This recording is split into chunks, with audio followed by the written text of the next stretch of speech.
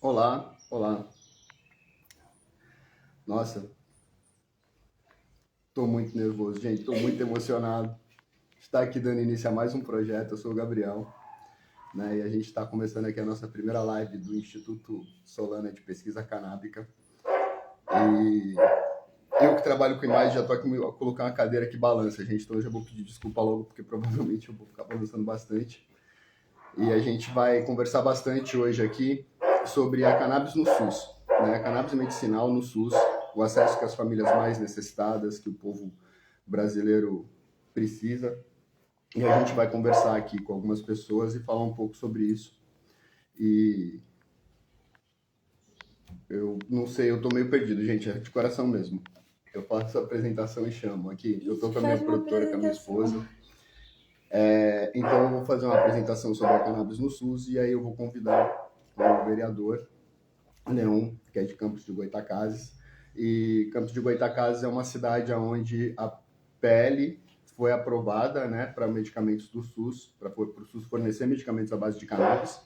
E eles estão na fase de implementação. Então é isso, gente. O canabidiol ele recebeu autorização do uso da Agência Nacional de Vigilância Sanitária, Anvisa, em 2015. Desde então, foram concedidas mais de 75 mil autorizações. São Paulo, Rio de Janeiro, Minas Gerais, Distrito Federal e Paraná concentram cerca de 72% desses pedidos.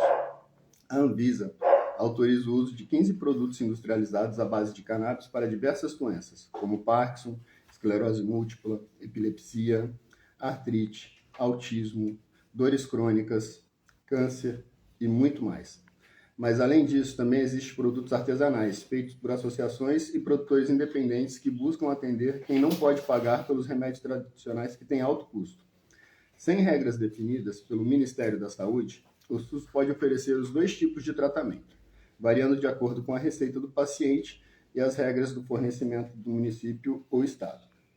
Então, assim, antes de chamar, né, o nosso vereador, eu quero aqui agradecer toda a luta, toda a militância, toda a inspiração que as associações nos trazem, todo o acesso e toda a facilidade que eles trazem a famílias muito necessitadas, e como eles trazem essa pauta também, colocam invisibilidade, né, de uma forma coletiva, para que a gente consiga, né, chamar a atenção do Congresso, chamar a atenção do Senado, para as PLs, para essa liberação, e chamar a atenção de todas as pessoas, de toda a população, para desmistificar o quanto que a cannabis é tratada como uma vilã e, na verdade, ela, independente da sua religião, ela é uma santa, né? Uma santa planta, como dizia o padre Ticão. Então, agora eu vou convidar aqui, gente, estou meio perdido, estou meio nervoso. Continua a apresentação. Tá, então a gente está aqui esperando, né, o nosso convidado. Gente, que emoção. Só meme. Prescrição no SUS, né? Agora eu vou falar um pouquinho aqui, e eu estou lendo por conta da minha atenção e por conta de tudo que está acontecendo nesse momento. A prescrição no SUS, né, eu vou falar um pouco sobre isso. Então, a Agência Nacional de Vigilância Sanitária, Anvisa, por meio da resolução RDC número 3, de 26 de janeiro de 2015, considerou o CBD, canabidiol, como uma substância medicinal. Com isso, todo medicamento tem autorização para fazer Todo médico tem autorização para fazer a prescrição de medicamentos à base desse canabinoide para os seus pacientes, inclusive no SUS. O que acontece é que nem todos os médicos se sentem à vontade e têm conhecimento no tema para realizar a prescrição, o que acaba limitando um pouco o número de prescritores. Nas cidades e estados em que a distribuição já está liberada, os médicos do SUS devem receber autorizações profissionais que os capacitem para prescrever. Junto com a prescrição, é preciso que o médico emita um laudo descritivo explicando por que considera que esse seja o melhor tratamento para o seu caso, né? Então, assim, eu vou dar como exemplo para vocês o meu filho, né, o Bernardo, ele é TEA. E a gente está levando ele aqui na nossa cidade, no NASCE, para ele fazer os laudos, para ele fazer o acompanhamento dele. Lá, o neuro que atendeu ele é um neuro que ele é da Abrace, né? Ele atende pela Abrace, que é uma associação lá no Rio Grande do Norte, mas como o SUS não traz uma base, uma autorização para ele fazer a receita, a prescrição do medicamento à base de cannabis, ele não se sente à vontade de assumir essa responsabilidade e prescrever. Ele é um neuro, ele é uma pessoa que estudou muito, ele inclusive faz parte de uma associação que indica. Então, pela associação, ele acaba indicando para autismo, para esclerose múltipla, para várias patologias que, né, eu acabei de ler aqui. Mas dentro do projeto do SUS, onde ele trabalha no SUS, ele não pode indicar, ele não indica. Não é uma questão de não pode, mas ele não se sente seguro para comprar essa briga, né? Então, assim, é muito complexo mesmo, toda essa parte, e a gente tem que dar uma atenção, a gente tem que desmistificar tudo isso. Oi? Tá, então, o Leon, vereador de Campos do Goytacazes, ele chegou aqui, eu vou convidar ele para participar da nossa live. E só um segundo. Estamos convidando. Pronto, agora aguarda a entrada dele.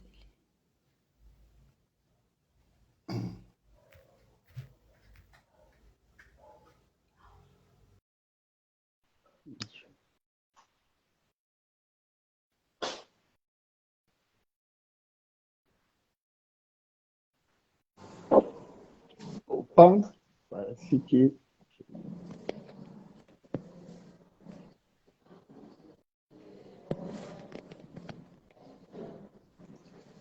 Olá, tudo bem, Leon? Prazer, sou Tudo Gabriel. bem? Quero Bom agradecer, dia. bom dia. Quero agradecer muito a sua presença aqui com a gente, né, nesse momento. Você está aí numa cidade onde foi aprovado, né, o projeto de lei que o SUS atenda a pacientes que querem fazer uso de canabinoides. E a gente está aqui em São Paulo fazendo essa live, né, exatamente porque o nosso deputado Caio França teve essa PL aprovada de forma estadual e a gente precisa que o nosso governador Tarcísio sancione ela, né, até o dia 3. Ele tem como prazo de sancionar ou vetar. E aí a gente convidou a sua pessoa aqui para a gente saber um pouco, né, sobre a sua caminhada política, sobre como que a cannabis, né, entrou na sua vida e te trouxe essa relevância toda para que você levasse em pauta ela para a sua Câmara de Vereadores e o sucesso, né, a parte positiva que vocês estão tendo aí da aprovação, como foi essa briga toda. Então eu vou deixar você falar um pouco, se apresentar aí. Um prazer e muito obrigado por estar aqui com a gente, Leon. Bom dia a todos aí. Bom dia. Agradecer pelo convite que vocês fizeram para estarmos nessa live hoje na manhã. Eu sou vereador da cidade de Campos do Goytacazes, né, estado do Rio de Janeiro. A cannabis entrou na minha vida, na verdade, porque eu tenho um filho autista, né? Então, na verdade, eu estou hoje inserido nesse meio político por causa da luta que eu tive e tenho com meu filho, né? Não venho de um leito político, mas justamente pela falta de sensibilidade, empatia do poder público, e muitas das vezes a gente tentar, né, de alguma forma sensibilizar e não obter os resultados esperados, foi onde nós decidimos fazer alguma coisa. Então, em 2020, eu falei que ao invés de votar em alguém para desperdiçar meu voto, eu votaria em mim. Se for para desperdiçar, que desperdice em mim mesmo, né? Então, eu me recusei daquele ano votar em terceiros, né? Ou eu vinha, ou eu ia me abster do voto, né? Porque já estava cansado de pedir, e políticos pedem voto, pedem ajuda, e na hora de trabalhar em prol da pessoa com deficiência não fazia por onde. Então, como eu falei, eu não venho de um leito político, venho de uma luta diária, sei o que é isso, que você não tem terapia, sei o que você não tem equipamento público, sei justamente a realidade da maioria dos pais. E aí o Benjamin, que é o meu filho, ele veio com um propósito bem específico, né? Ele veio para dar um redirecionamento na nossa vida. A gente fala que ele veio para mostrar a expressão exata do que é o amor incondicional, que é o amor de Deus que nós falamos, né? Porque quem tem filho autista sabe, nós muitas das vezes falamos e não falamos do amor, mas não temos a noção que olha, eu vou te dar mesmo que você não me dê, eu vou te abraçar mesmo que você não me abrace, eu vou te beijar mesmo que você não me beije, né? Eu vou dizer eu te amo todo dia, mesmo que você não diga que eu te amo. Então a gente sabe que nós temos filho autista, meu filho ainda não verbal, ele vai fazer 7 anos, e estou ansioso para o dia que ele vai falar, né? Tentamos vários tipos de medicação, e aí nós que somos pais, atípicos, a gente sabe que tudo que falam que pode dar certo, a gente dá. Né? Já comprei medicamento, fiz rifa para comprar medicamentos dos Estados Unidos, e os medicamentos não são baratos, e já tentei de tudo. Né? E terapias são essenciais, mas a gente percebe que a gente pode fazer um pouco mais.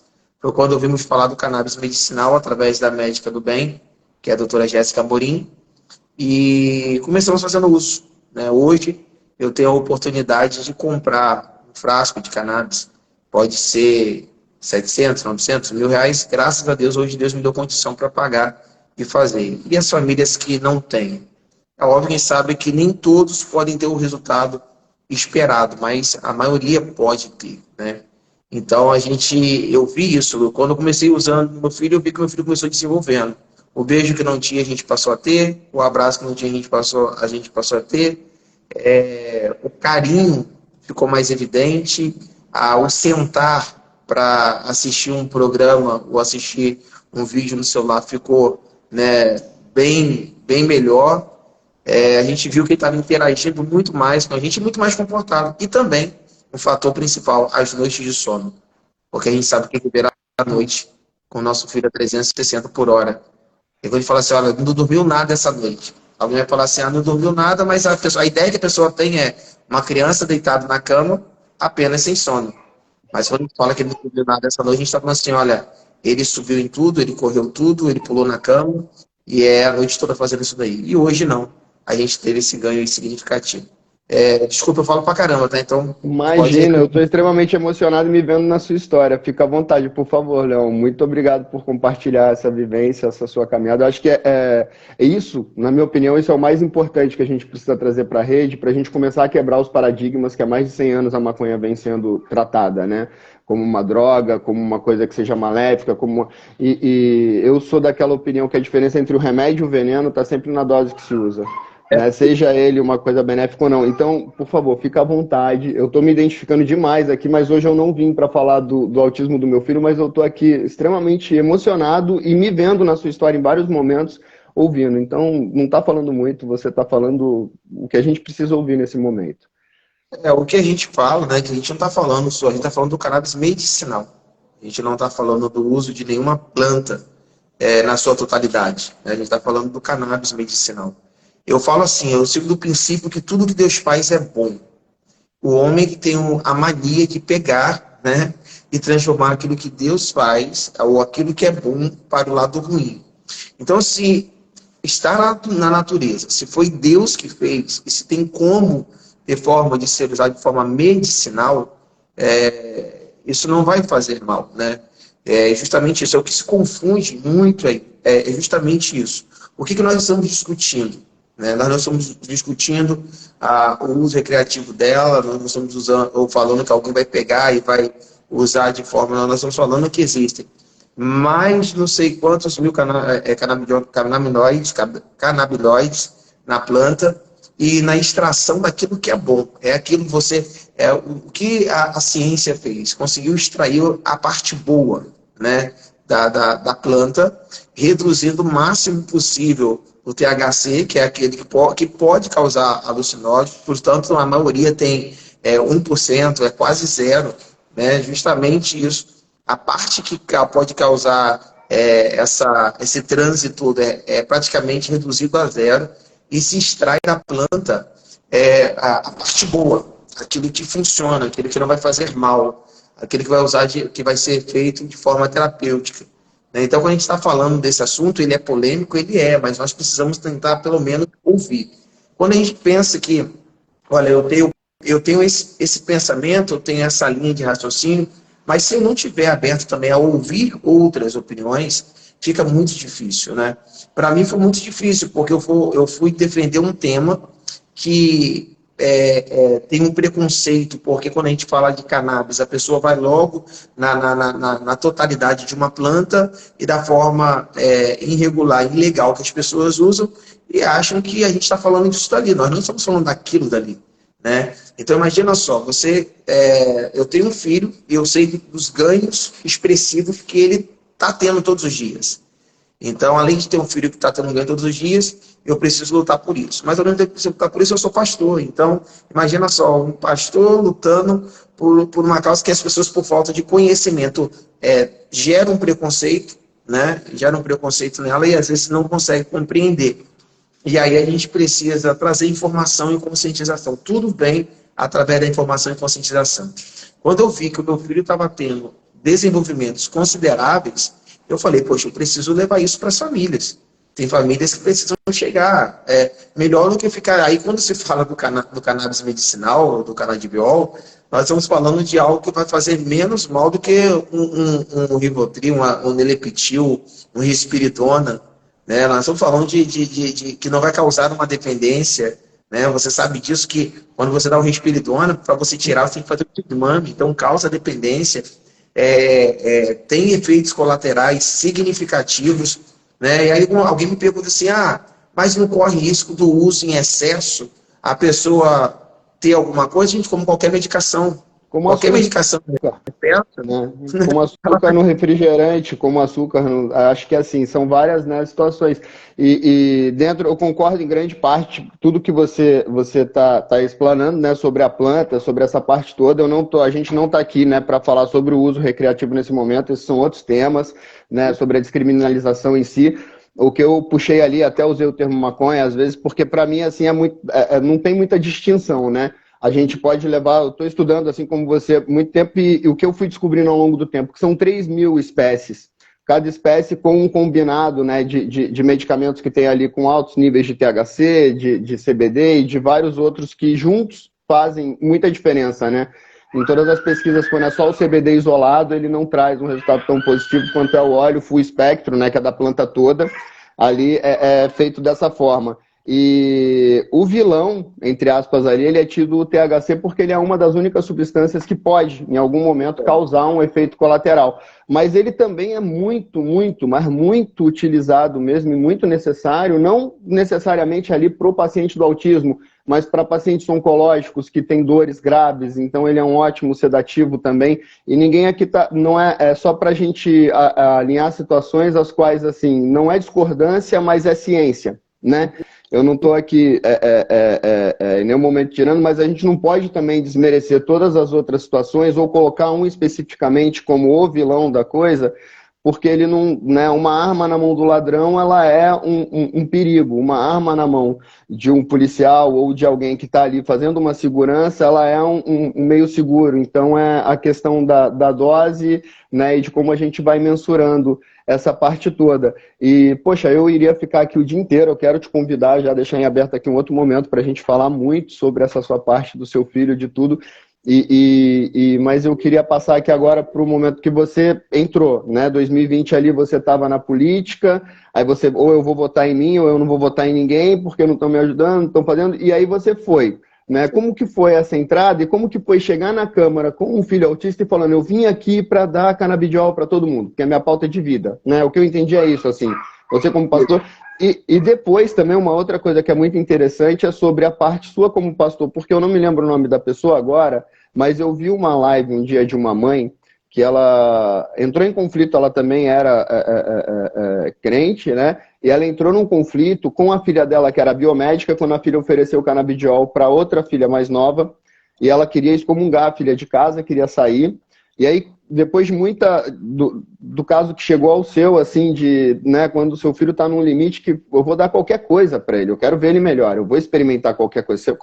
A sua fé não é que ela diminui no seu Deus, mas você começa a acreditar em outras coisas que talvez aquele instrumento de Deus que está ali na sua frente não te trouxe ainda, né? Mas que você acredita que pode ser alguma coisa.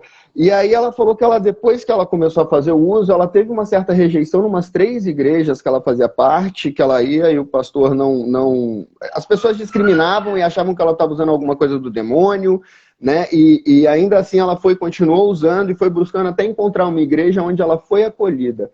E, poxa, você como pastor, trazendo isso tudo, mas eu queria começar com a parte sua na política ali, no SUS, na votação, na PL toda. Mas é muito assunto, Leão. Muito obrigado pela sua presença. Nossa, eu tô... Então, meu amigo, porque aí o que que acontece? O que é bom para mim e que Deus surgiu efeito na minha vida, eu queria passar para outras pessoas. Na verdade, quando eu entrei, eu já deixei bem claro qual era a minha defesa, né? De tantas pautas que a gente defende, mas a específica eu luto pelos direitos de proteção da pessoa com deficiência, no geral.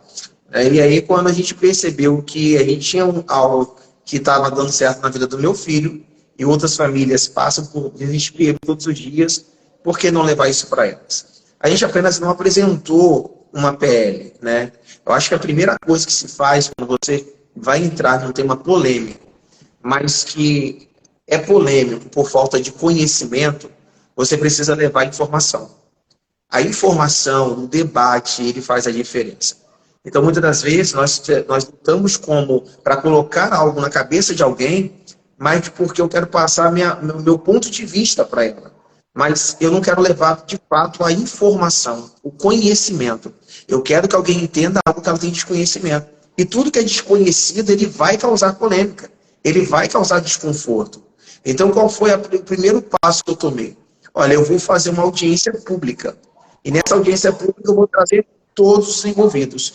Desde pais atípicos, que os seus filhos façam uso do canabidiol, e eu vou trazer pesquisadores, eu vou trazer uma instituição, no meu caso aqui no estado do Rio, eu chamei a Associação Abra Rio, que é uma associação que hoje manipula o canabidiol, e eles vieram, chamei um vereador que também apresentou essa pauta em Rio das Ostras, se eu não me engano, e médicos, farmacêuticos, e vamos discutir.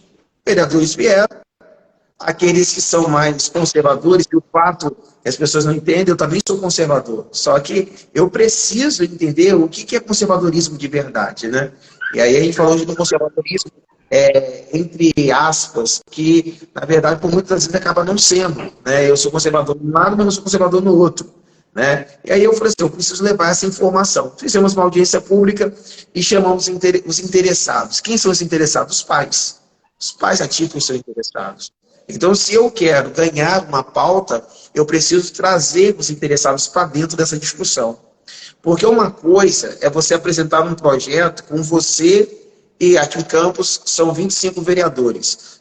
Apresentar um projeto, 24 vereadores, mais 24 vereadores e seus assessores dentro de uma plenária. Outra coisa, eu apresentar um projeto, os vereadores, assessores e os interessados. Os interessados vão fazer cada um deles refletir, pensar um pouco mais, né? Quando você coloca as pessoas que interessadas para dentro de uma plenária, você está dando um recado, né? Eu não estou sozinho, eu estou lutando por esses que estão sentados ali. Então foi isso que nós fizemos. Fizemos uma audiência pública que durou mais ou menos 4 horas, de ampla discussão, vereadores, né, considerados conservadores em partes, né, vieram, questionaram, e quando a pessoa, na verdade, ela quer manter algo que ela não é de verdade, não há explicação que você dê, de forma científica ou não, com comprovação ou não, que eles irão aceitar. Nós passamos vídeos de pais que lá estavam, mostrando seus filhos que estavam em estado vegetativo, né, por causa de inúmeras crises epiléticas que deram, né, 40 crises, o filho o Lucas, que é o filho da Marilene, dava 40 crises, a ponto de ficar em estado vegetativo. Apresentamos vídeo de mãe que lá estava, falando do seu filho, pedindo o filho para fazer o que não fazia, e ainda assim a pessoa estava com a cabeça dura, não é aquilo dali. Então a discussão em si, ela faz as pessoas refletirem, ou ela vai fazer algo te atacar, ou vai fazer recuar. Na maioria das vezes vai fazer a pessoa ficar recuada. O vereador na época que estava contra o projeto não votou a favor, mas se absteve. Ou seja, ele viu, a discussão foi válida. Quero e aí, saber mais um pouco, né? Oi? Ele quer saber mais um pouco, né? Eu não vou aceitar, mas também não vou me negar porque chamou minha atenção, conseguiu tocar ele de alguma forma, né? Vamos dizer assim. Isso aí. E aí o que acontece? Depois da audiência pública, nós vimos que, olha, é possível fazer um pouco mais. Agora vamos para o projeto de lei. A gente botou o projeto de lei na pauta, né? É óbvio, com todas as prerrogativas, com todo o aparato jurídico também, para que a gente pudesse fazer algo que desse certo. né? E não adianta também você apresentar um projeto de lei se você não mostrar caminhos para quem não tem conhecimento. Porque o poder público ele não é obrigado a ter conhecimento, né, de um projeto seu. Você tem que mostrar no seu projeto os caminhos, né? Então, todos os projetos que eu apresento, eu mostro o caminho que pode ser tomado para que aquilo dali aconteça, né? E você tem que dialogar, né? E a audiência pública foi essencial. Apresentamos o projeto, e na primeira vez que ele ia entrar em pauta, causou-se uma polêmica. E essa polêmica estava justamente na resolução de 14/10 de 2022 do Conselho Federal de Medicina. Eu acredito que você tenha acompanhado aí essa resolução que contrariava uma resolução anterior deles, que em plenária, né, em 2014, eles haviam aprovados, inclusive fazendo profunda análise científica sobre a situação e comprovando que o Conselho Federal de Medicina, em 2014, comprovou através de dados a eficácia do tratamento do canabidiol. E aí foi onde deu prerrogativa aos médicos de pegarem e prescreverem o canabidiol. De forma assustadora, em 14 de outubro, eles vêm com a resolução 2324/2022, falando, olha, agora vocês não podem mais. E aí, isso afetou direto o meu projeto. Ele Por que afetou? estava em votação nessa época, ele estava entrando ali, ele estava em pauta, indo para votação e isso é uma base de argumento que chega a virar o absurdo, assim, para as pessoas que não querem aceitar, né? Nossa. Estava em tramitação e ia entrar 2 semanas depois em pauta, né? E aí gerou esse... Porque a gente sabe que a indústria farmacêutica está sendo impactada de forma direta, né? Aos interessados. Não tem como um Conselho Federal de Medicina, com comprovação científica, falar através da resolução 2113 de 2014, que, olha, é comprovado que é eficaz o tratamento, né? Através de forma científica. E chega em 2022 e fala, não, olha, nós erramos, sabe? Eu acho que tudo mudou, pegaram dados soltos de 2 anos, que foi de 2020 a 2022, e esqueceram mais de 30 anos de pesquisa, né? E aí, como que faz agora? E nós vimos de forma clara que foi puro, como eu posso dizer, puro interesse, né, da indústria farmacêutica, do Conselho Federal de Medicina, né, que simplesmente estava tirando. O problema não foi só tirar, o problema é que eles, além de impedirem a prescrição, eles impediram a prescrição, eles impediram os médicos de falarem sobre o assunto, de participar de palestras, ou seja, os médicos só podiam falar do assunto se fossem eventos organizados por associações que estivessem dentro da Associação de Medicina. Então, praticamente, eles botaram uma mordaça na boca dos médicos. E aí houve uma mobilização geral, né? E aí a gente vai ver que 10 dias depois, a resolução 2324 vai lá anular a decisão que eles tinham tomado, né, sobre a resolução anterior do dia 14 de outubro, permitindo que os médicos pudessem falar e prescrever. E aí começou um debate na Câmara. E aí eu lembro que o médico virou e falou assim, mas o Conselho Federal de Medicina não permite mais que seja usado para isso e para aquilo. E aí eu tentei, na discussão, eu falei para eles o seguinte, olha só, o Conselho Federal de Medicina hoje permite, né, através da primeira resolução deles, ou daqueles restringiram, que pode ser usado o canabidiol para epilepsia refratária. Então, a lei ela não vai contrariar qualquer orientação de uma lei superior, resolução superior. Se ela permitir lá na frente que seja para um grupo, vai ser só para esse grupo. Nós não estamos pedindo que libere a torta direito para todos, né? E aí começou-se uma discussão que foi boa, porque a gente está tentando mostrar para eles a expressão.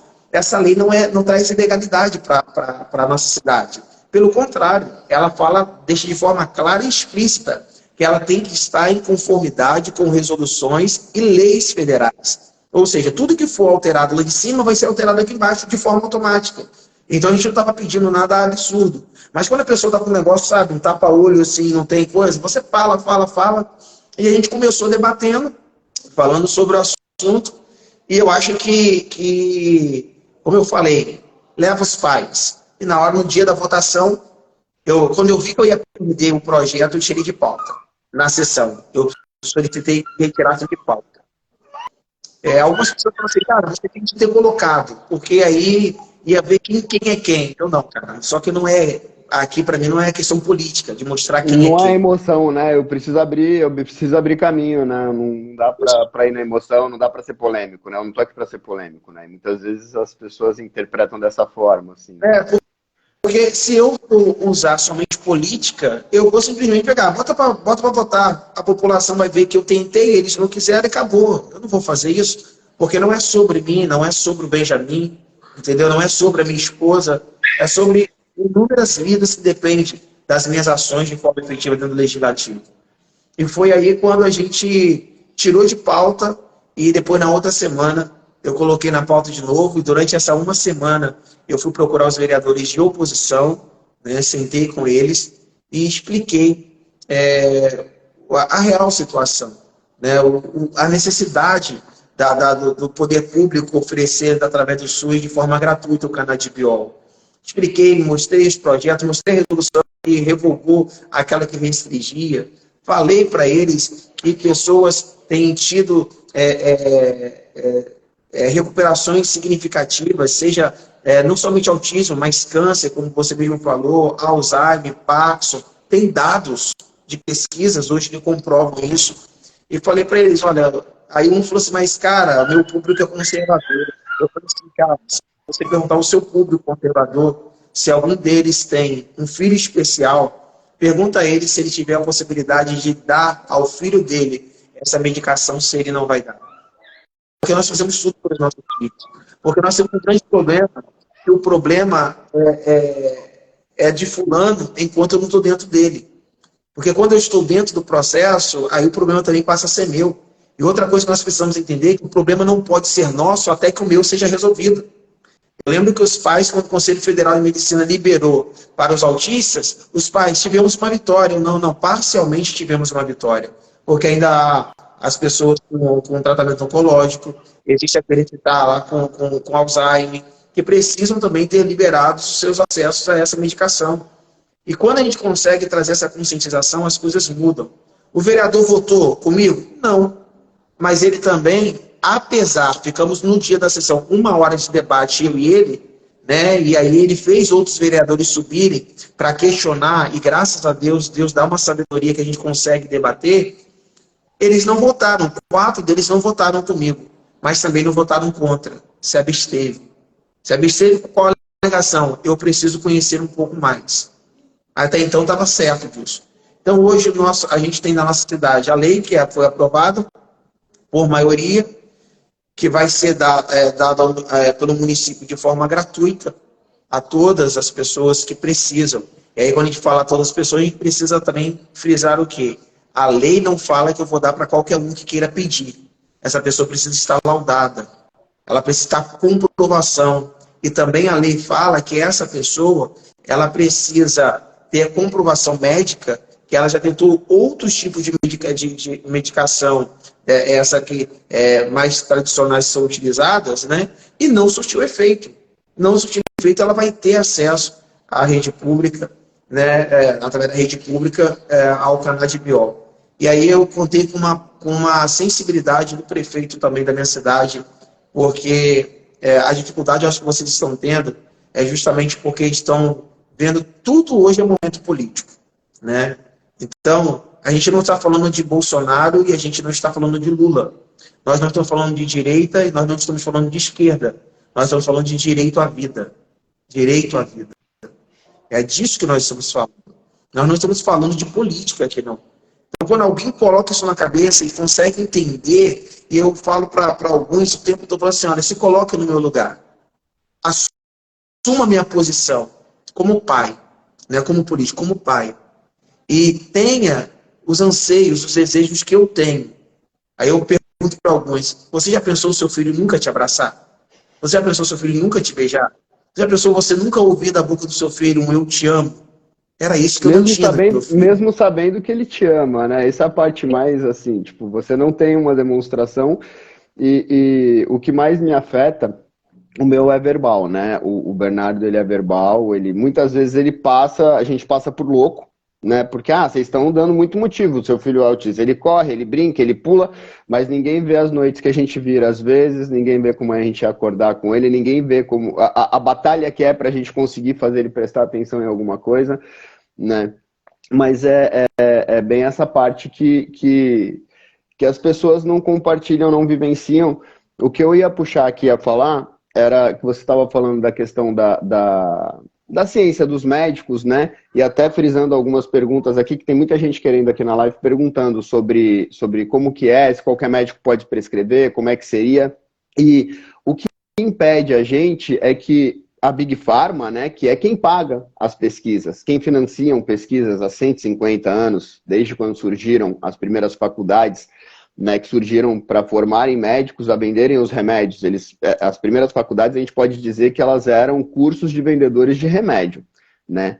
Então, e dentro disso a gente vai indo dentro desse sistema, que você toma um remédio. Ontem uma veterinária veio dar um diagnóstico do meu cachorro e ela falou, vou te dar um remédio para o seu cachorro que ele está com problema na pele, mas eu vou ter que dar um para o estômago também. E aí depois você vai ter que dar um banho também. Então, assim, um problema que ele está na pele é um combo de 5, 10 remédios. E isso vai alimentando a Big Pharma, e o fato dos medicamentos à base de cannabis não terem esse custo absurdo e não trazerem tantos problemas, eles conseguirem, né, de forma comitiva, cuidar da maior parte das coisas, eles são impedidos na ciência. Então, a gente pesquisando desde 1960, ali 70, 80, todas as vezes que fizeram pesquisas com o cannabis e começaram a ter resultados positivos, cortaram a pesquisa, interromperam as pesquisas. E aí a gente fica com essa defasagem, né, de conhecimento, de argumentos que a gente possa trocar com as pessoas, e ao mesmo tempo a gente tem resultados onde a gente fala que é milagroso, né, que são coisas onde a gente nunca imaginou que teria, que é o filho dando um abraço, que é a gente tendo, né, essa parte de novo. E teve até uma pesquisa sobre uma paciente nos Estados Unidos que ela teve 70% do tumor no pulmão dela regenerado, né, depois de 3 anos com o tratamento de cannabis. E é um caso, é um dado que a gente traz, assim, que ele regenerou. Não só ele sanou ali, mas ele trouxe de volta o que a pessoa não tinha, né? E com relação ao que eu ia tentar puxar aqui na PL que vocês fizeram, e é uma preocupação muito grande, que aí a gente cai no conflito, por exemplo, do meu neuro aqui, né? O neuro do meu filho, que a gente teve que ir num particular e a gente está tendo que buscar outras maneiras de fechar, de fazer o uso, né, de canabinoides com ele, porque ele, por mais que ele atenda um abraço, ele não se sente à vontade de comprar uma briga de atender um autista pelo SUS, por conta da burocracia que se existe. Vocês, né, nesse projeto de PL, eu já vi que a maioria das PLs, ela traz ali que os médicos têm que se atualizar. A partir do momento que a PL é aprovada, os médicos que atendem ali, eles vão ter que fazer uma autorização. A gente sabe como é que funciona o sistema público, a gente sabe como é que funciona, né, inclusive, de onde vai sair essa verba e como vai sair essa verba. A gente está num país nesse momento que está quebrado, mas eu queria saber se vocês estão pensando nessa parte de como que vai ser essa especialização dos médicos, inclusive para eles não sentirem que é uma marreta que está vindo de cima, porque também tem médicos ali que são conservadores ao ponto de não confiarem e não quererem aplicar. E aí eles vão se sentir obrigados a terem que fazer uma atualização, a fazer uma especialização, e em alguns momentos eles podem também não querer, né, prescrever, porque o tratamento com cannabis, ele é uma coisa um pouco mais volátil, vamos dizer assim, ele não tem um resultado tão exato. Você com o seu filho mesmo, não sei quanto tempo está, mas o meu aqui, eu já tive diferenças de um óleo para o outro, do mesmo óleo de um mês para o outro, né, a dose que eu uso ali, como eu faço e como que é esse acompanhamento. Então, assim, eu queria saber um pouco dessa parte, se vocês têm uma ideia de como que a gente vai trazer, né, esse estímulo e essa vontade, e se vocês têm algum plano que seja diferente do que já está acontecendo nas outras cidades, de especialização para os médicos. Porque é a questão do conhecimento, né? Eu acho que é uma chave muito importante. A gente briga para que o remédio entre, né?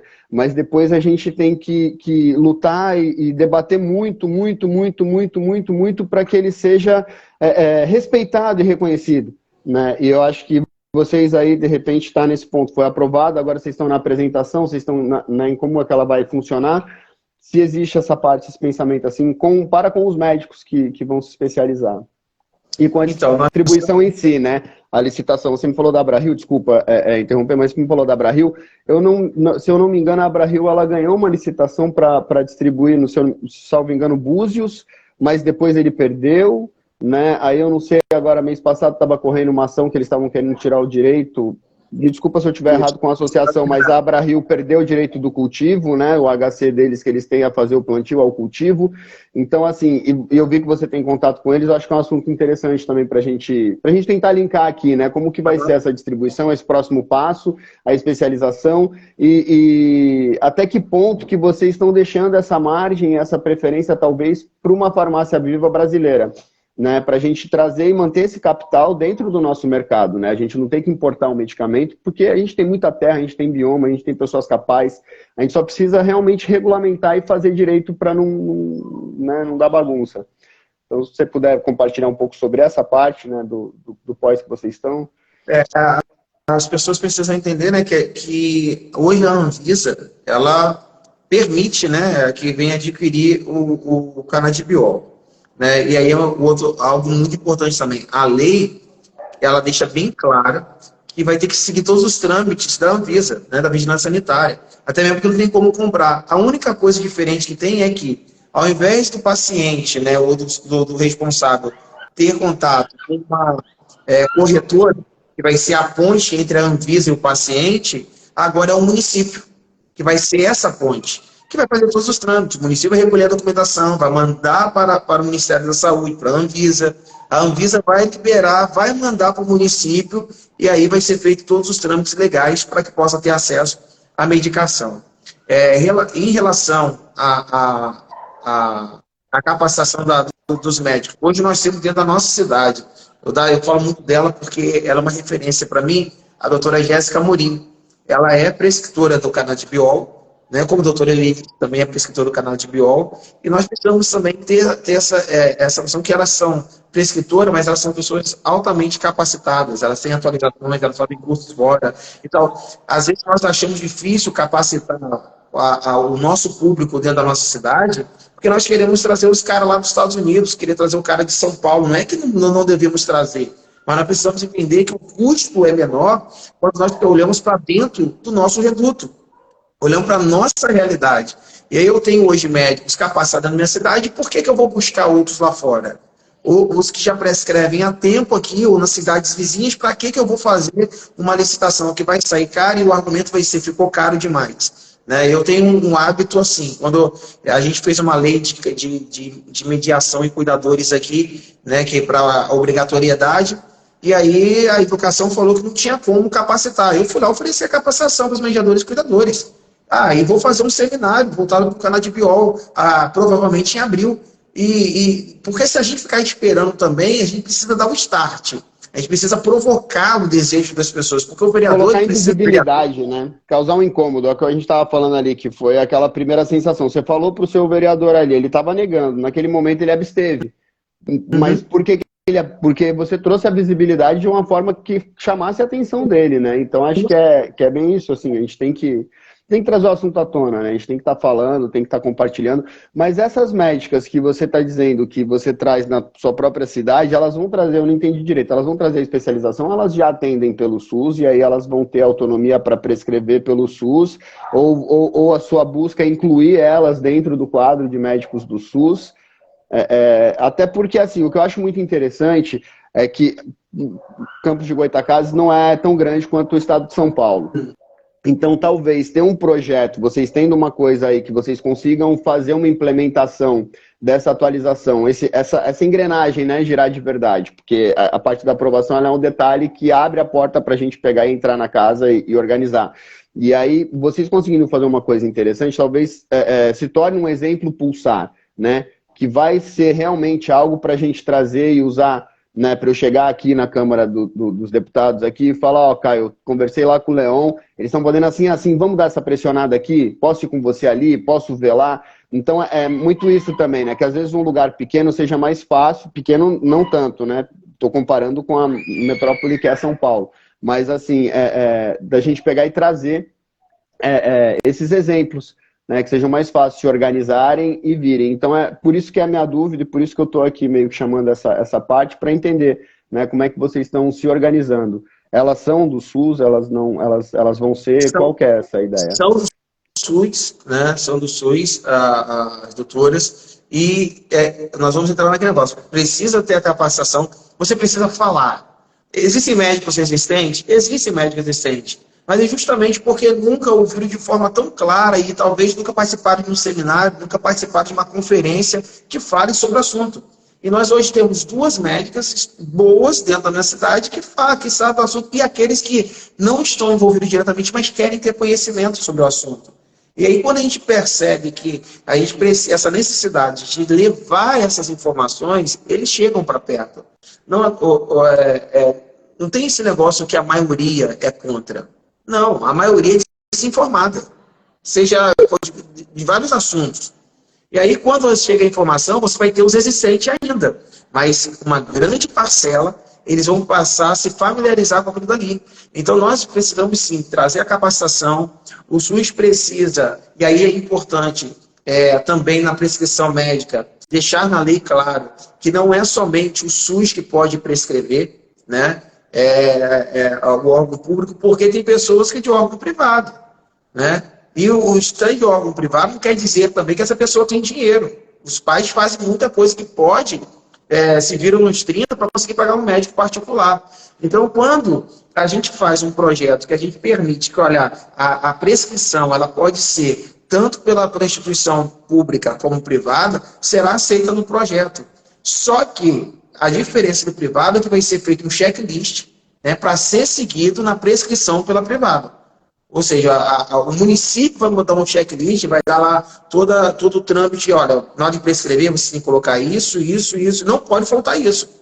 Porque a maioria dos projetos fala que é só prescrição pelo SUS, né? E aí, os que vêm pela rede privada. E se a gente ficar dependendo só do SUS, da rede pública, para nossos filhos serem tratados, esquece. Tem gente que fica 2 anos na fila esperando, né? Então, pai faz de tudo para o filho ser atendido, vai pagar a rede privada para fazer, então a gente precisa... Nesse sentido, a gente aqui, né, eu vou até falar da minha parte, que a gente é muito privilegiado, né, que a gente chegou aqui, me mudei para a cidade que a gente está aqui agora esse ano. Eu estava em Friburgo, né, e aí agora eu vim aqui para Bertioga. E aí a gente chegou aqui em Bertioga e foi procurar, né, essa parte de acessibilidade dos médicos, da gente ver os atendimentos, porque a gente não tem essa renda toda. E aí, a hora que a gente chegou no SUS, lá no posto de saúde, eles marcaram o exame do meu recém-nascido, tem 1 ano, que está aqui fugindo agora do espaço ali, eles marcaram o exame para 4 meses. Como é que você vai fazer o acompanhamento de um recém-nascido 4 meses depois? Ele está com 6 meses, aí eu volto com 1 ano? Quando é que eu vou vacinar? Como é que eu vou dar um acompanhamento, uma sequência? E aí é onde eu agradeço toda a família e todos os amigos que acabaram nos auxiliando em pagar, né, um atendimento particular, para que a gente conseguisse ter esse acompanhamento do nosso filho de 1 ano. Com o Bernardo foi a mesma coisa, né? A gente já tem a prescrição, a gente já tinha um acompanhamento dele, mas a gente foi procurar aqui o serviço público para a questão da terapia, a sociabilidade, né, o lugar, e o médico virou e falou, não posso prescrever canabidiol para ele, porque o SUS não autoriza e eu não vou comprar essa briga com o SUS. E eu sou da Abrace. O médico que atendeu meu filho, ele é um médico associado na Abrace. A Abrace, ela atende todos os padrões da Anvisa, ela tá lá no norte, é uma das primeiras, né? Cassiano, referência. Então, assim, são coisas, né, que a gente vai vendo e brigas que a gente vai comprando, que é muito complexo, assim. Olha, eu recebi os bilhetinhos aqui. E a gente vai falar, vamos falar do SUS no Insta. Gente, a gente vai falar muito do SUS no Insta, a gente vai trazer essas dúvidas todas que vocês estão colocando aqui pra gente, né? A gente quer muito que vocês compartilhem, a gente está começando esse projeto agora, são vias um pouco diferentes, mas os caminhos são muito semelhantes, Leão, o meu e o seu. Eu sou um jornalista, né? Eu sou um comunicador, o meu filho aqui em São Paulo, em 2016, ocupou a escola dele e eu fui para a porta da escola para saber o que estava acontecendo. Né? Meu filho com 16, 17 anos. E a partir dali eu comecei a debater uma coisa que talvez você vai se assemelhar, você vai entender, que é o que a gente estava falando no começo, que não é A ou B, esquerda ou direita, mas eu brigo e eu luto muito por pautas. Então, assim, você vem me falar de um político, eu vou perguntar qual que é a pauta desse político, né? Essa pauta eu não concordo. não é esquerda, direita, A ou B. Essa pauta eu não concordo, então eu não vou apoiar, inclusive vou argumentar contra se eu achar, entendeu? E te dou a liberdade de me convencer do contrário. Agora, se a pauta for boa, né, é igual você entregar uma roçadeira para a pessoa vir aqui em casa e dar um talento no meu jardim. Se eu não avisar onde estão as flores, se eu não estiver cuidando ali onde são as coisas que eu quero deixar, ele vai passar a roçadeira em tudo, vai ficar bonito, vai ficar lindo. E talvez assim seja a política, né? A gente vota na pessoa, entrega a roçadeira e coloca ele lá no Congresso e depois a gente não vai acompanhando, não vai vendo, não vai estimulando, né? Não procura para saber, ó, aquela pauta está indo, tem um projeto legal, porque eles estão ali para trazer essa representatividade para a gente, mas ao mesmo tempo é uma demanda muito grande que eu não estou justificando que eles não façam porque eles são pessoas de má caráter ou de má índole, mas são muitas demandas. Tem as próprias deles, tem a do entorno deles e tem a da população que vem ali, né? E como é que a gente vai trazendo essa parte toda? Então eu sou uma pessoa que eu apoio pautas. Eu sou e a gente é jornalista e com o meu filho Teia, eu comecei durante a pandemia a ter que abrir mão, né? Literalmente, do meu profissional. Eu tive que estudar e comecei a estudar um absurdo sobre tudo. E aí a gente foi indo, que eu olhei para minha esposa agora, a gente conversando, eu falei, ou a gente vai falar sobre isso, ou eu não sei se eu vou conseguir falar sobre uma outra coisa. Eu não sei se eu tenho capacidade de sair de casa aqui e começar a abraçar uma pauta que eu vou falar da cidade que eu estou morando e ao mesmo tempo vou ter tempo de estudar para acrescentar e agregar em todo o tratamento e qualidade de vida que eu quero trazer para o meu filho. Né? Então é meio que assim, eu me linko um pouco com você nessa situação, que eu acredito que, sabe, a gente pode mudar muitas vidas, a gente precisa tocar outras vidas, né? A gente só bem, o meu filho só bem, em vários momentos ele acaba me incomodando. Não que eu tenha condições, que eu tenha dinheiro, salários absurdos, mas por que que eu consegui e aquela pessoa não conseguiu? E por que que eu tenho que ficar parado aqui se aquela pessoa está precisando e eu posso auxiliar ela? Né? Seja conversando, seja fazendo... E dentro disso tudo...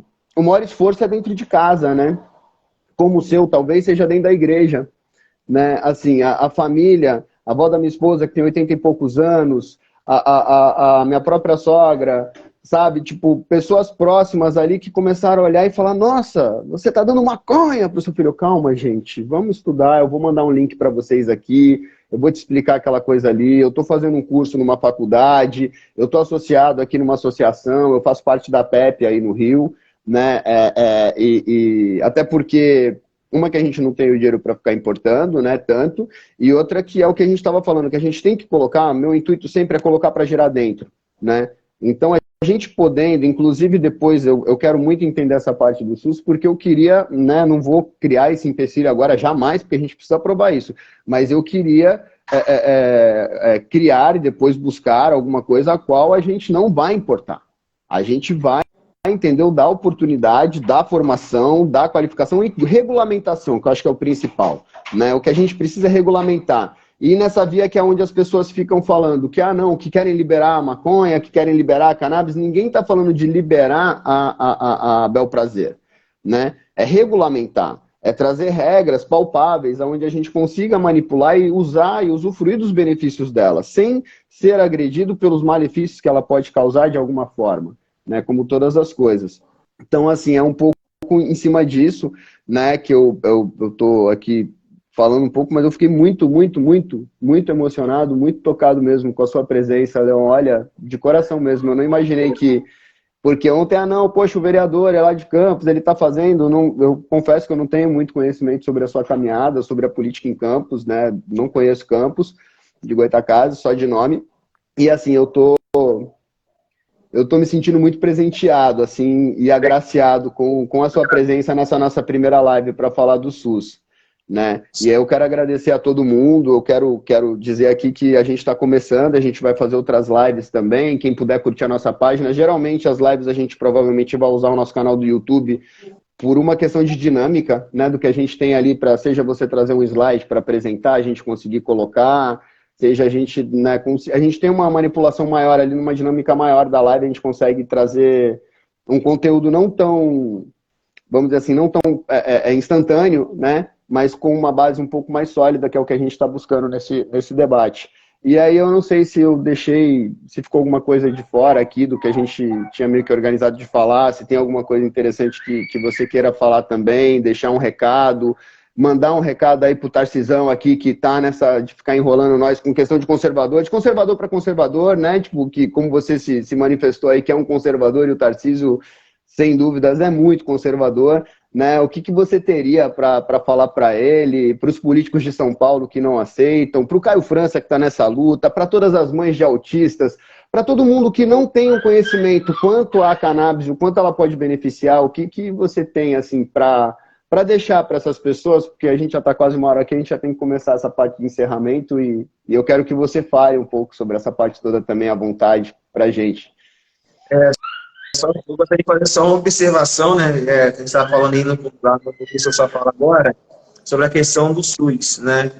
Na verdade, o SUS não restringe o médico prescrever ou não prescrever. Portanto, o próprio Conselho Federal de Medicina dá essa legalidade ao médico. Cabe ao médico querer prescrever. O SUS não fornecer é uma coisa, tá? Mas não fornece por quê? Porque não existe regulamentação dentro do próprio município, dentro do próprio estado. Aqui na minha cidade, particularmente, a partir da lei aprovada, eu não sei o nome do documento agora, que eu não falha a memória, onde eles listam as medicações que eles precisam adquirir, foi incluído o canabidiol. Então o que o meu médico ele argumentou foi que não tem bases científicas e dados concretos de pesquisas randomizadas e que tragam essa relevância com relação ao autismo.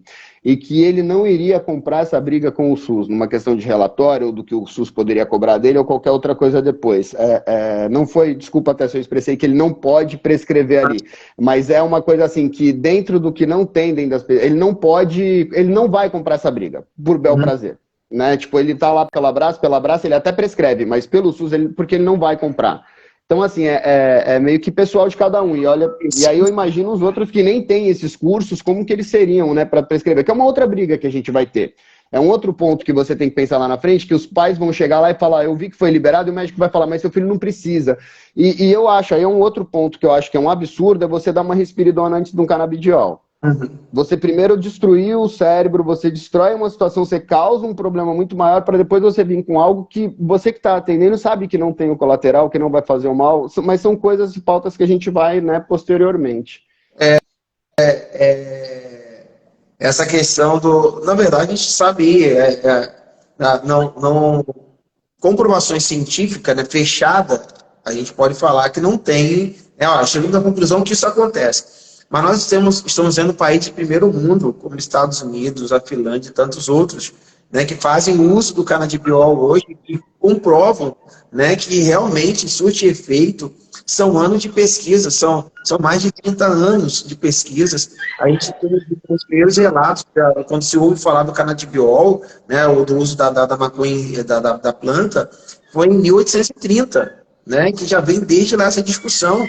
Ou seja, nós paralisamos o tempo, nós estamos parados. E existem comprovações, pesquisas e mais pesquisas que comprovam a eficácia, né, e a gente sabe que tem que ser algo mais amplo, tem que ser algo mais debatido, né, e eu acho que os médicos têm que estar sensíveis a isso também.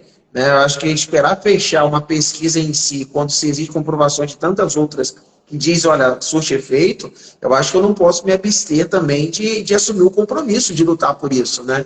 Eu acho que quanto mais pessoas entrarem, vão fazer o negócio acontecer. Eu acho que o SUS, ele está aí, ele fez a parte dele quando a Anvisa permitiu, né? E eu acho que na lei, a gente aqui permite que na lei, que o município compre nacional também, não somente importado, que faça termo de cooperação com a Abraça, né, que é a pioneira na coisa, ou que seja a Abrahi, mas que seja comprovado que as medicações tenham eficácia. Então, o termo de cooperação é de extrema importância, onde deixou essa brecha dentro da própria lei, né? Eu acredito que a gente precisa continuar lutando, e aí fica o meu recado, assim, o governador que eu tenho acompanhado, e ele tá polêmico pra caramba, se ele fizer uma pesquisa dentro do público conservador dele de verdade, porque... Pode se basear em dados científicos, né, como ele gosta, né? Ser conservador, a questão é que a gente hoje está vivendo um falso moralismo, entendeu? Eu não posso confundir conservadorismo com falso moralismo, não. Não estou falando que é o caso do governador, mas estou falando que hoje é o mesmo que fala, olha, não pode fazer o uso do canabidiol, é o cara que dá jeitinho para outras demais coisas aí. Então, você fala assim, pô, é contraditório. O cara que fala que não pode fazer o uso do canabidiol é o cara que trai a mulher. Então, você fala assim, pô, cara, tem uma coisa errada. Que Onde são conservadorismo seus valores, né? Que os valores são esses, né? Tipo... Entendeu? E a gente está falando aqui de vida. Então, eu acho que o governador e tantos outros têm que falar assim, vamos lá, vamos esquecer tudo aqui. Olha para o seu filho, olha para o seu neto. E fala assim, se fosse o meu neto, o meu filho, o que eu faria por eles? É o que eu perguntei aos vereadores aqui e falei assim, até onde vocês iriam por um filho de vocês? A gente precisa fazer essa reflexão. Até onde você seria capaz de lutar por um filho de vocês? Porque quando a gente fala de esperança, o canabidiol é vida na vida de muita gente. Ah, pode surtir efeito, como pode não surtir, mas mal a gente sabe que não vai fazer. Então a gente precisa entender isso, que não somente o governador, mas outra coisa importante, pais, nós temos a força. O porquê que nós fizemos o Conselho Federal de Medicina voltar atrás com a resolução que restringia? Porque houve uma mobilização nacional. Então, enquanto nós pais não entendermos que somos nós que estamos na linha de frente e irmos para o enfrentamento, apoia Caio França, né? Isso. Caio França é quem está à frente. Se você, pai, não dá a mão camarada ao Caio França, é quem está lutando por você. É quem está dando a vida aí para que algo aconteça. Então, a gente hoje quer, e aí eu falo muito sobre isso, os mesmos que querem que as pessoas olhem para os nossos filhos são os mesmos que não apoiam quem está olhando. Então, que mudança nós queremos? Ah, eu quero tanto que as pessoas olhem, meu filho não tem direito, meu filho não tem acesso, meu filho não tem isso, meu filho não tem aquilo. Mas quando chega na hora de uma decisão, eu vou apoiar quem realmente nunca olhou. Então, hoje tem aí em São Paulo um camarada que está aí, é o Caio França, é ele que está olhando. Ah, eu conheço, eu não conheço, mas parei, ele está fazendo alguma coisa pelo meu filho. Então, eu vou brigar por ele. E eu vou ajudá-lo a chegar onde ele quer chegar. E aí nós precisamos estar assim, eu acho que os pais atípicos precisam entender de fato, né? Eu falo assim, olha, pode ser eu não fosse o candidato, se viesse um parente meu que não luta pela minha causa, eu não votaria nele. Eu não apoiaria ele. Não, a gente tem que aprender a cuidar das pautas e não dos partidos, né? O partido não define nada, né? Eu acho que o que define o nosso país é a pauta. Eu tô com muito medo da nossa live terminar aqui, Leão. Eu quero agradecer muito, muito, muito mesmo. A gente está chegando na nossa 1 hora aqui. E quero te convidar para outras. Quero deixar aberto o nosso canal aqui, o Instituto Solana, nossas expertises, para o que você achar necessário para a gente divulgar suas pautas, auxiliar suas campanhas e o que você tem aí, né, para mobilizar a sua cidade. Né? E muito, muito, muito obrigado a todos. Quem puder curtir o nosso canal, quem puder aí, né, divulgar. E mandar sugestões, mandar pautas, preencher o forms que a gente tem ali, né? Que a gente vai distribuir. A gente criou um material aqui para essa nossa live, né? Da Cannabis no SUS, e a gente vai distribuir esse material de forma gratuita agora para quem acessar o nosso link, para quem entrar em contato com a gente, que é interessante, é um conteúdo, né, que é relevante para as pessoas sanarem algumas dúvidas e já chegarem com outras dúvidas, né? Seja no político, seja no advogado, seja no médico. Né, eu acho que a gente tem que plantar essas sementinhas de dúvidas para eles buscarem os lugares para irem sanando e a gente disseminando conhecimento e coisas boas, né? Muito, muito, muito obrigado mesmo, Leão. Desculpa, né, a gente está interrompendo aqui, vendo. Não, eu agradeço aí pelo convite, tá bom? Que Deus possa abençoar. Traz papel. Obrigada pela presença. Então, agradeço aí a vocês aí. Foi assim um contato relâmpago ontem. Foi. E aí falou, você pode participar? Eu fui, olha, vamos embora, é a nossa causa, é a nossa luta, independentemente de estado, município, nós precisamos trazer dignidade para essas pessoas. E aí eu ia sugerir ao Caio França aí, que ele se aproxime de terapeutas, pessoas envolvidas na causa. Só aqui na live que eu vi alguns que me abraçam aqui, que sentam comigo e criam projetos, né?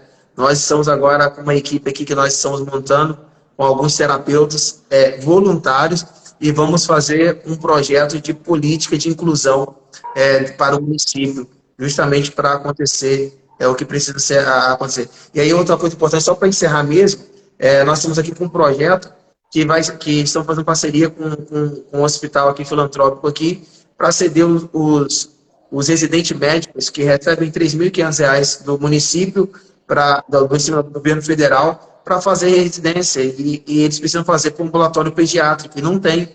né? E aí a gente vai criar aqui na nossa cidade 2 consultórios de diagnóstico precoce com esses residentes supervisionados por médicos do município que possam estar capacitando. A gente é um grande ganho, um grande avanço, né? E eu acho que a gente tem que pegar essa leva agora de profissionais que estão saindo e atualizar eles o tempo todo também com essas coisas, para que eles possam ter esse feeling. Meu amigo, muito obrigado. Que Deus te abençoe aí. Conta comigo naquilo que precisar. Se puder me disponibilizar essa apostila do SUS que vocês vão fazer, eu vou agradecer também. Eu vou Tá ver bom? de Obrigado. enviar para você.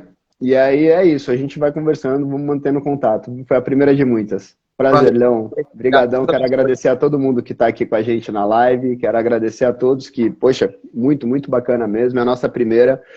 Depois de 2 anos, eu estou parando aqui na frente do vídeo de novo, então quero pedir desculpa por toda essa atenção, por toda essa emoção de estar aqui começando.